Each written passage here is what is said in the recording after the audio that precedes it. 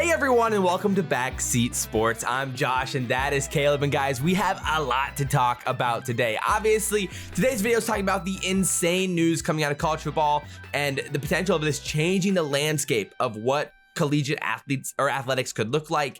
It's the name, image, likeness changes and bills that have come through, and we have a ton to talk about today and how this could affect Husker football, the Big Ten, college football, and just college athletics as a whole. Caleb, how you doing? Doing well. Just came back from a summer vacation, having a chill time. And man, what a news breaking. I mean, there's obviously the Bill Moose talk, but then even bigger than that, believe it or not, which is kind of crazy, is the NIL, the name, image, likeness, passing in the Supreme Court, and players will be able to benefit off their likeness, which I think we all saw coming at some point. But man, the whole board has shifted now, and what this is going to do, quickly. I mean, it was so fast. Usually when a bill gets passed, we know it takes forever for it to kind of be in place, but no, it was boom, July 1st, here we go. And we've obviously seen some athletes already try and start some stuff. It's crazy, and I'm excited to see what this does for college sports.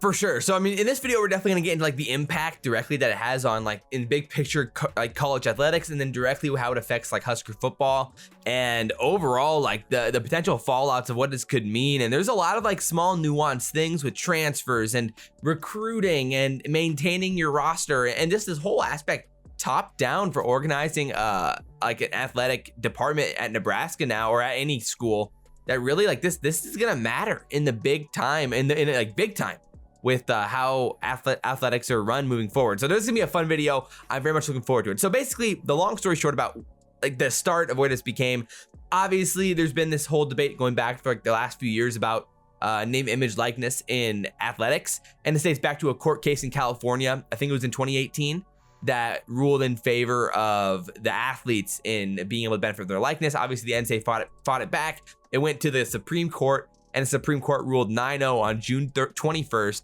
in favor of the athletes, and basically citing that it's antitrust, that you're restricting humans' ability to benefit off of themselves, which is inherently kind of un-American, but that's how the NCAA rolls. And so at the end of the day, that was kind of where people were like, okay, on June 21st, people were like, all right, this is coming, but we didn't really realize how fast it was going to get here. We thought maybe by the time the season started or next year, we'd start seeing it more nationally accepted. But because of some of the dates that individual states had put into place as rules, the NCAA said, all right, July 1st, this thing gets going. So there's a lot of question marks, obviously, is where does this spiral? What does this mean? What are the regulations? And the NCAA has put out some very loose regulations on what this means for athletes. And basically, the biggest thing to know is that obviously it can't be directly tied to where you're going to school. You can't be like, hey, Adrian, we're only sponsoring you unless you're going to Nebraska. It can't be those things. And then every state has to create their own rules currently to enforce. And some schools are way more strict than others about which type of products can be sponsored, and generally that aligns with what the current school's program already is in place for their school as a whole. Whether it's you can't get sponsorships from alcohol or from gambling or things like that. So no schools, 420. So some schools, but the thing is that's going to be completely different depending on the school, and so that inherently in itself could affect recruiting moving forward until the NCAA has a bigger scaping idea of what it can regulate. And right now they're scared to make any rules because of the Supreme Court. And finally, with the Supreme Court involved, that's what makes them a little bit nervous about putting any overarching rules in place right now. So that's why it feels like the Wild West and kind of the craziness that we're gonna be going through right now, of a land grab for attention on social media from athletes and for money. And that's what gets really interesting. So, I mean, overall, Caleb, what are your first thoughts on that? And what comes to mind about the potential fallout and a big time impact this could have on specifically this. We can talk to college football, I guess, but really athletics as a whole. Yeah, I mean, I feel like now it's a downhill slope toward college athletes getting paid in some sort of degree. And obviously, in some degree, I mean, they are going to get paid third party, but I do think even first party, that will kind of come to fruition at some point now. It seems only, slope. I mean, because all it takes is, a school saying, no, you can't take that advertisement, the student suing the school, because it's all different in that case too. Right. And then that leads into, like, again, that's an easy way to build a case off. Students should be able to get paid. So I think it's headed that way. And just the legality of all this, and obviously with the Supreme Court ruling as heavily as they did, which, I mean, it makes sense to, I think, most everybody. It's just going to be crazy. I think what's really interesting, as you think about all the student athletes that could have got paid then that haven't, and just kind of how that affects them. Tons of them. I think, the first one, like on the Reggie YouTube Bush, sense, like, obviously. Yeah, Reggie Bush. I think of, like, Destroying, who had to leave college athletics because he was making money off YouTube. And, like, that was the punter from UCF while Scott Frost was there, for those of you guys who were out of the loop there. Yeah. And so, like, and now, like, I mean, he should have been able to keep playing and make that money and be a YouTube superstar. Yeah, and he is. I mean, like, he's like, making he could videos. go back to school right now. Yeah, it's crazy. Like, that's crazy. And, like, he works and still punts and stuff too. So I guess that's kind of fascinating. That'll be an interesting journey for him as well. I mean, he's making videos with, like, Tyreek Hill and, like, MMG and all those other big YouTube guys. Like, if he wanted to, though, he could literally go back and play college football right now, which is pretty insane. And he'd be the most popular college football player on the planet. Oh yeah, but by a mile, which is crazy. And he's a punter because he's so famous. And so that would be insane. And so those types of things, like the interesting fallout already is like these type of like superstars could literally be birthed in college football. Like, can you imagine if Deshaun Watson or Johnny Manziel was vlogging his whole college career? Yeah, and, like, making YouTube videos and TikToks and Twitter. And having Twitter advertisements and, like, oh my word, like, these things are going to be insane. And I think people are getting a little worried. I think it's only going to be the top tier players that are going to really benefit from this. That's the question. Josh brought up this interesting study that found that they only think that 3.3% of football players make over $5,000 a year in advertisements, which makes a lot of current following.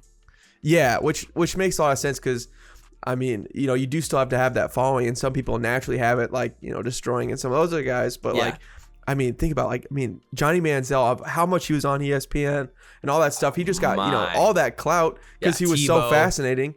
Tebow, Baker Mayfield, like, just all the big quarterbacks. Yeah. It's going to be crazy. Tebow, RG3, all those phenoms. And this is just in football. And that's not even thinking about basketball or anything else.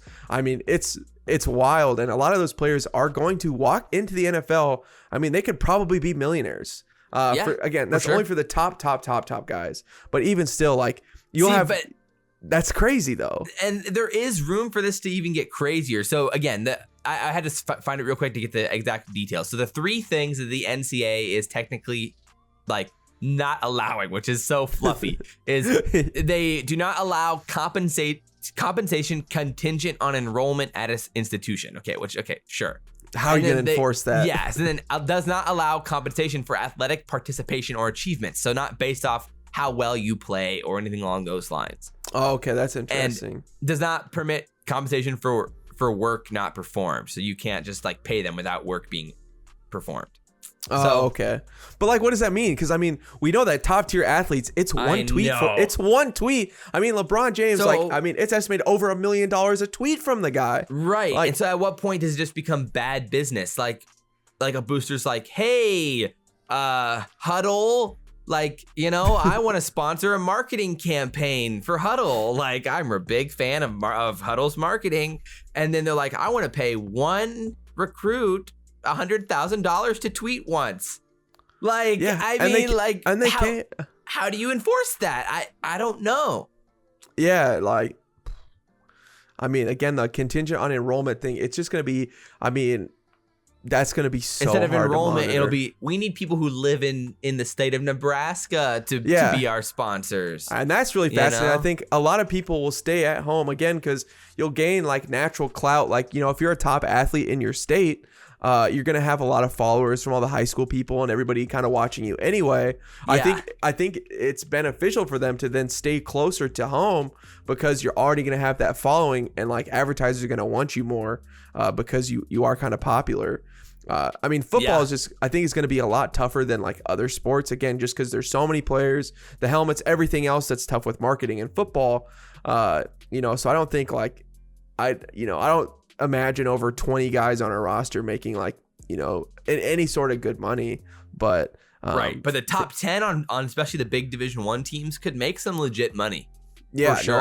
No, 100%. And I mean, basketball players too. I mean, that's going to be crazy. My. I think that's even more dangerous with recruits.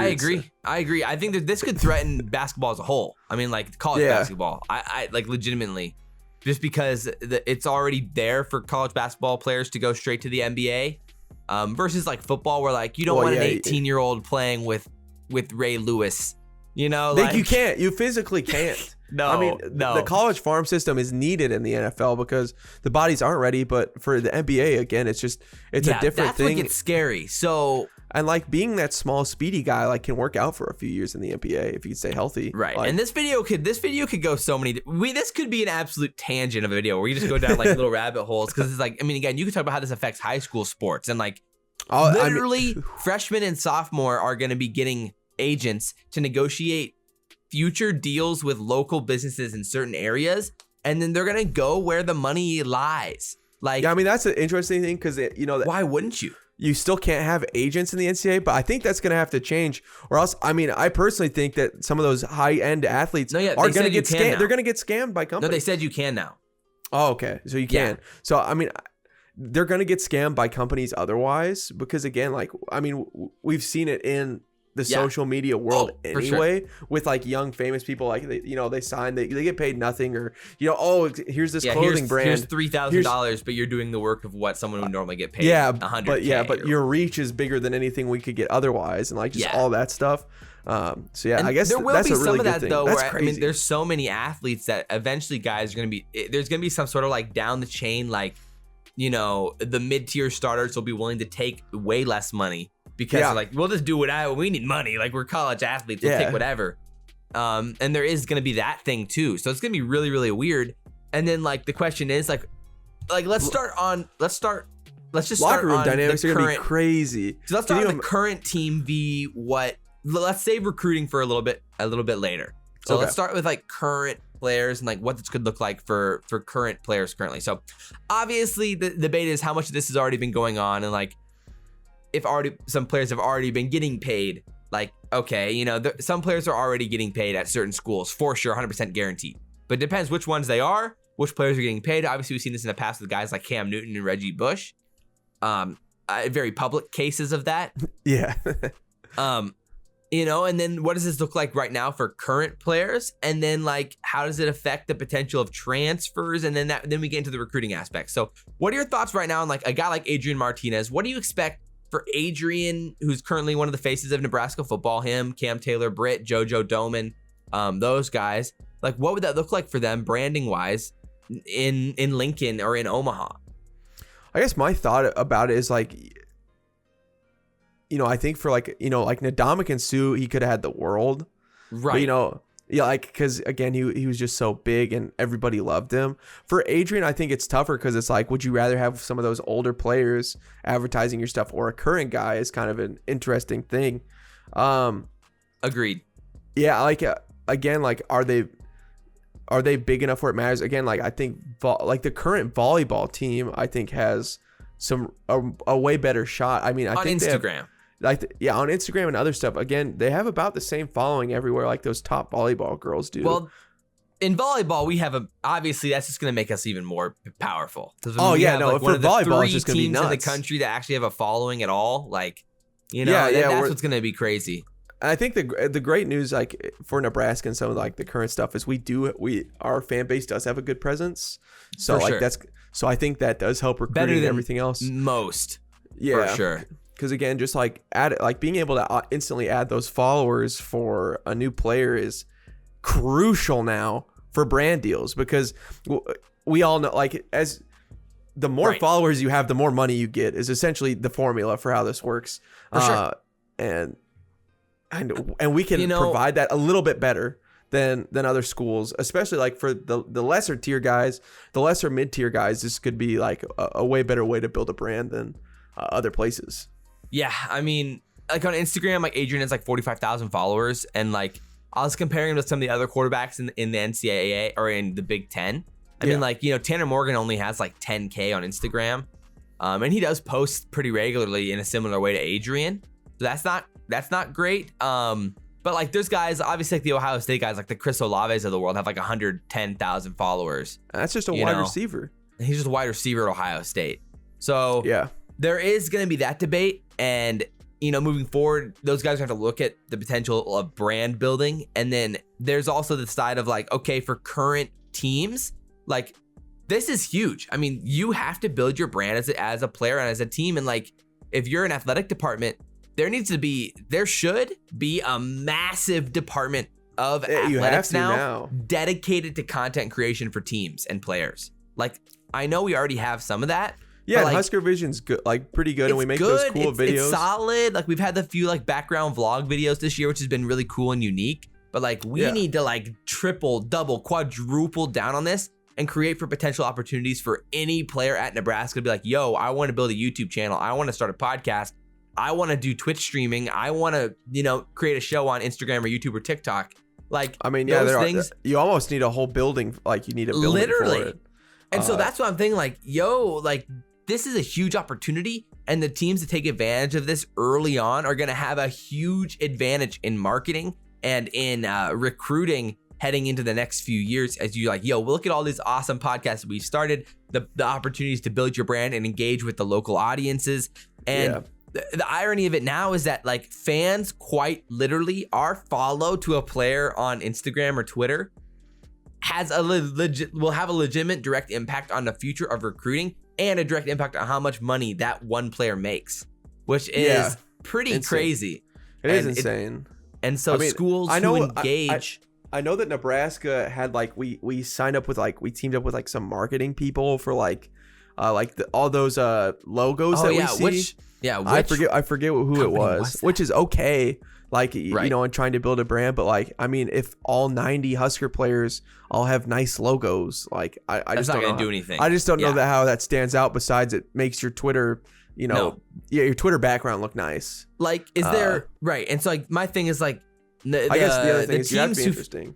For sure, definitely. And the teams who engage their fan bases the best and build those brands are the teams that are probably going to win in the long term because they're going to have the recruiting power. And so if Nebraska can find a way, if Nebraska can find a way to build staple type of content that transcends football. It transcends Nebraska. I mean, like, it's great for Nebraska, but we have to make a way that content and everything else, it's bigger than just our state, bigger than just that following. Like, it has to be cool. Like, Nebraska has to be cool around the country. Like, and there's potential for that on YouTube and 100%. On social media as a whole. That literally you could attract fans and recruits because of the opportunities for content. Yeah, and because the videos that was exciting impossible before. Yeah. So these are huge opportunities, and if you can get your players engaged in creating real content, and you can find those gems of the world, and like obviously my immediate thought is that something that no one will understand. It's like a guy like Scumpy and Optic who created a brand out of nothing and then. Anyway, there's opportunities for huge things here. If you guys even destroying, I mean, I think destroying's a great opportunity. I think destroying's a great example. I mean, he's a punter. He's a player that nobody really cares about. It totally irrelevant, but he was exciting personality who was good and got on his video grind. And like, if schools can help do that again, and that's where my thought of dynamic comes in. It's like destroying was the punter on UCF, but he's arguably the most famous person on that team. And like he had, he has 3.4 million subs now on YouTube. Which is crazy, like, because you think about like even like Shaquille Griffin and like those guys were there, and quarterback for them, Mackenzie Milton. Yes, Mackenzie Milton.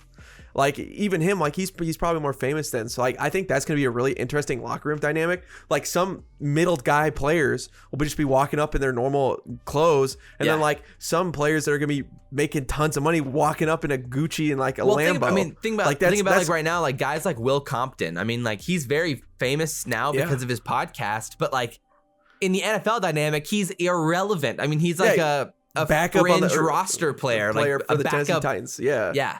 He's like a fourth string linebacker, does special teams. Pat McAfee's another great example. Pat McAfee, great example. Yeah. Punters are just the vibes, I guess. They are the vibes, man. They're the vibes. The special teamers. But yeah, so like there are those types of things where it's going to be crazy. Yeah. And like these are the types of things where I'm talking about, like we could rant about this all day, but like I really hope Nebraska can get innovative in the content space. I mean, obviously we're just doing our thing here and like we have a big passion for content. And so it's like there is a level of content that is necessary. I mean, I do my whole like Call of Duty stuff too and all that for you guys out there who like competitive Call of Duty. I know all of you out there love that. So check out my channel, Salvation's Elite. But yeah, so like there's all these opportunities there where it's like, okay, where does this go from here for Nebraska football? And what does this look like for enticing recruits and the process of recruiting moving forward? So this is, I think, where the kind of the big time points of this episode is how does this affect the long-term landscape of college football? And could this shift who the powers are in college football moving forward? And I think this is possible that it could, because of some of these things, and the schools who utilize it well might be able to make that happen. So what are your thoughts on recruiting and attracting talent to certain schools based off of making money, content, and building brands? I mean, the first thing that actually came to my mind right now was like Nebraska needs to be like a cool clothing brand. Like we need to spend money to make Nebraska like really cool clothes. Like get something like other than Adidas, like get some clothing brand, like some sort of collab with Adidas to create like a unique actual brand. Yeah, or get a new contract with like a crazy like more luxury design brand. Just like Jordan is Nike. Like Jordan is Nike. We need to have Nebraska be Adidas. Like it needs to be different. Like we need to have like cool like street clothes and everything else. I think like because that's a huge part of like as a recruit, like wearing like the cool stuff, but like who wants just the sports clothes at this point? I don't know. And making street clothes and making the N like for Nebraska, like making it like cool, making it like Coach, making it like Gucci, making it something else. So I think like we need to be able to branch out just outside of sports and think outside of the box on some of those things. Definitely. Because I think like I never thought about that before, but like making like our clothing brand like. We like almost trying to build that outside of sports in itself. I mean, like, is there a world where some team out there is gonna turn their team into a reality show and like literally like engage with their fans in the sense like it's so I mean, I think some players could like they all live in houses. They're all gonna together. start vlogging. They all live in houses. They can start vlogging, and those that do, I mean, even some teams out there are gonna blow up. Some team out there that's obscure is gonna create some sort of crazy brand. And then it's gonna be awesome, and like it's gonna be worth watching. It's gonna be crazy. I mean, I think about like Steph Curry that made like funny videos like on YouTube like back when. Yeah. Like if that was a thing where like he could have monetized that and off that, like Steph Curry could have got huge, not even for his basketball, but because like his YouTube videos are kind of right. And there's already some athletes out there that are doing that. I know of some different athletes that are already kind of doing YouTube stuff. Or Instagram. They just weren't like mentioning female that they were sports, an athlete. man. Instagram's gonna be nuts. The female sport athlete, they're gonna have so many different opportunities to advertise random products. Like it's gonna be insane. Yeah. But yeah, okay. So for recruiting specifically, I mean, obviously we talked about like the guys in the past, like the Cam Newtons and Reggie Bush of the world, who are already getting paid to go to a school. So and then we have, of course, the examples of like Miami. And to be fair, Nebraska didn't have the most like we had a lot of incentives for players in the 80s and 90s. Like the partnership programs with the boosters, and where like the highest recruits would get literally paired to go on trips with our boosters. Like that's a little insane, and things like that. But so we had some things back in the day that were a little iffy. Obviously, all the tutoring stuff as well, and those opportunities that we had having the lowest academic standards out of anybody before any other school. So we were pretty innovative in those times. Hopefully, we can be innovative again. We still have the lowest academic standards at Nebraska and the whole Big Ten. Way to be. Things we love to see. We're getting all those transfers, baby. Let's go. But yeah, so my first thought is like, where does this begin for recruiting? Does this start as you're like the 5 stars who are like freshmen or sophomores are suddenly getting approached by agents to find deals, lucrative deals? Like, what are your thoughts? Like, will 5 stars be coming on campus with branding deals? Like, and then that depends, like maybe that opportunity doesn't arise at a place like Ohio State, but maybe it does arise at a place like Nebraska where a 5-star could walk on campus with a branding deal off the rip because we haven't had a 5-star in over a decade. Like, you know, those types of debates could get pretty interesting where like maybe a 5-star isn't a celebrity at Ohio State right off the rip, but he is a celebrity right off the rip here in Nebraska or at Illinois or at, I think, you know, my slippery here. slope with that is like, what if they suck, but they demand playing time because, you know, schools paid them and they got trapped with these players. But I mean like if recruits were already getting paid at big time schools, then like maybe it's the same thing. Yeah, I agree. Like maybe this isn't as a big deal as we're making it, and it was already happening. But I mean, again, like I think just being able to make money off social media for all these guys, it seems to be the quickest, makes the most sense. Yeah. But man, right. I just think about, man, all the players that could have made so much money. I mean, you think about like Tim Tebow. Oh, like yeah. How many jerseys he sold, or like random Reggie kids Bush in Nebraska were wearing like Florida jerseys. Sue. I mean, like, Yeah. or like, you know, even if you think about like Sue and Rex Burkhead, Kenny Bell, like those guys had big brands at Nebraska, and they would have made a good money off of jersey sales, let alone social media and everything else. Yeah, definitely. So, I mean, Kenny Bell has a job on the Big Ten Network, and I think a lot of that's because he built himself a great brand at Nebraska. Yeah, agreed. That was being a great football player, but also, you know, his awesome hair and like his fun style and the hit and like everything else. You know, he was just Afro a vibe, Thunder, baby. So. Yes, yeah, Afro no, Thunder, for sure. yes, on Twitter, I mean, like, you know, and the other thought is like, would athletes start considering taxes as an advantage? Like, you go to Florida, there's no income tax. Texas versus California or New York or something like that, where you have a high good taxes. agent would. A good agent would be telling them. And so like those are conversations where you're like, oh wow, you know, this could actually matter, you know, for big time recruits or potential branding in the future, like with what that could look like. I don't know, maybe not, who knows. And then like, you know, how slippery of a slope does this get into? Like, does a booster, like I said, reach out to a local company like, hey, you know, this 5-star has some interest in Nebraska, and I'm willing to invest in your company in the marketing side of things. Oh yeah. If this athlete gets partnered with you. You know, I think that's behind the table. Happening, like, you know, like yeah. These types of weird conversations could easily start happening. And how do you enforce something like that? Because now you're getting into literal businesses getting involved. I mean, again, that was the tough thing. That's why the 2001 Miami team has never really gotten in trouble for it, because it was a third party source. Yeah, and you really can't control that because they're not under, you know, they're not. But then they started the NCAA. controlling it by saying that you literally can't receive anything. Like a free meal was illegal. You know. Which, now you can't do that anymore. But now you can't enforce that anymore. So it's like, how do you not have the Miami situation, but for everyone in the country? I just don't know how that's not possible. You know, like it just seems like it's inevitable. And then again, the teams who utilize it the best and have those programs in place for new recruits to make money immediately when they get to town will be the ones that win. At least in that sense, it feels like that's the case. And who create opportunities for them to build their brand and build those kind of like pillars of developing superstars. And then the schools who do that will win the recruits, and that's who wins. And so then the question also comes like transfers and what happens if you have a superstar or an incredible good player at a mid-major school, like, you know, or like even at smaller Power 5 schools. Like let's say it's like a Rondale Moore at Purdue. And then Ohio State's like, hey, Wan'Dale, we have a nice program for you here at Ohio State where you can get sponsored by local business here. A local pizza company is willing to pay you $1 million. Yeah, to come play for Ohio State your last 2 years. You know, like these types of things seem pretty, you know, and you can work around. Trey Lance at North Dakota State. Yeah. Alabama's looking for a quarterback. We have 30 car dealerships that would love to have you for commercials. Yeah, but again, they can't technically say that, but like, hey, you got to live in Alabama for this local car company to want to sponsor you. You know, like these conversations you have a big following so in Alabama. Easy. If you came over and lived here, I think there'd be a lot of advertising opportunities for you. A lot of business opportunities. Wink. You know, like what?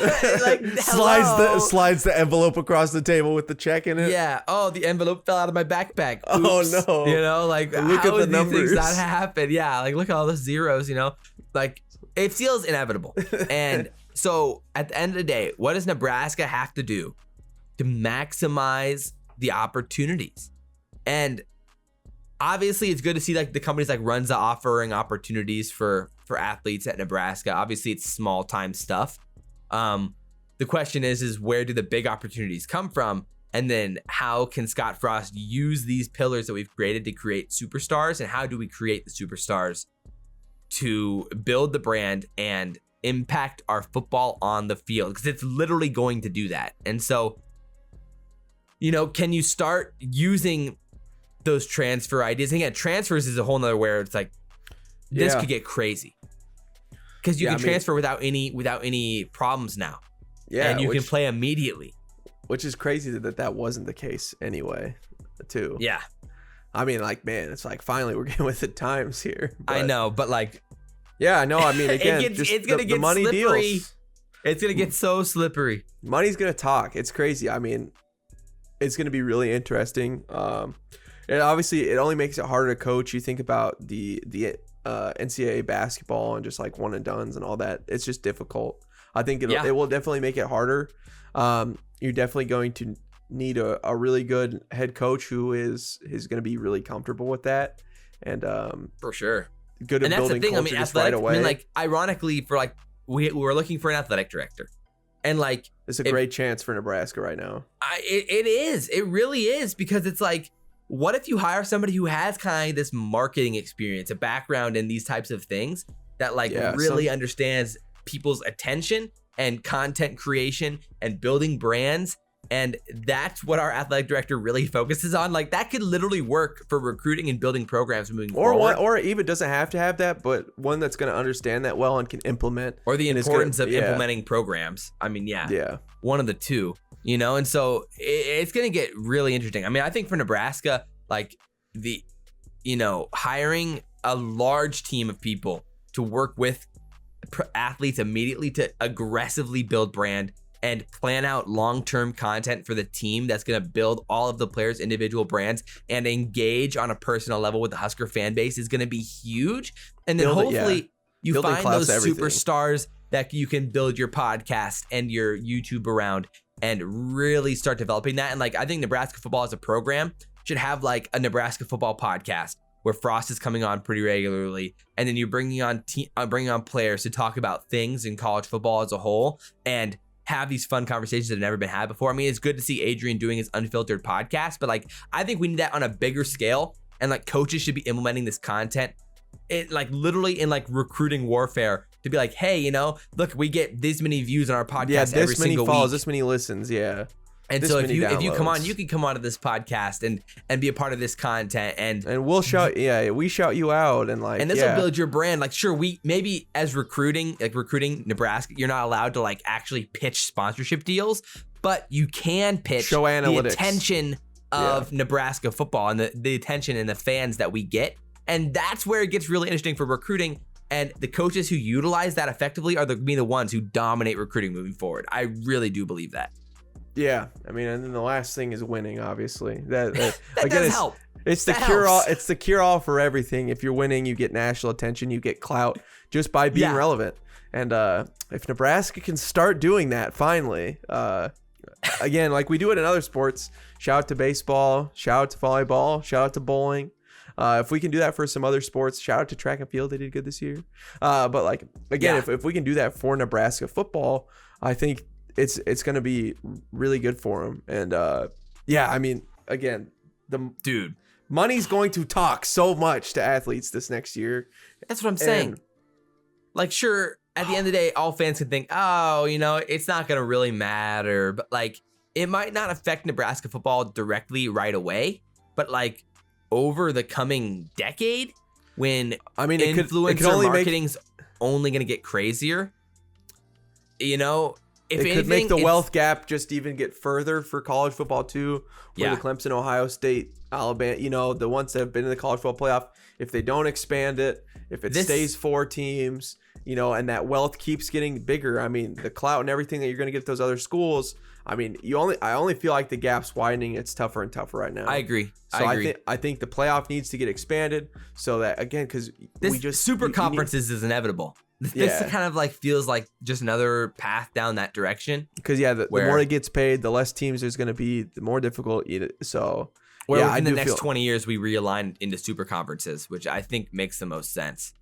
Yeah, it could be like 30 years, but yeah, at some point, I think that's going to happen. So, I mean, any other thoughts there with how this could matter or what this could look like? Again, I would really, really hope Nebraska goes all in on being innovative. I mean, hey, Nebraska, if you're listening, we're down to get down to talk some content here and thoughts and opinions and anything you'd like to ask. We're down around here because we're all for Nebraska football dominating all around the NCAA. So this is going to change everything. And again, Nebraska basketball is going to also be interesting, and this is going to matter maybe even more for basketball because getting that one player is everything.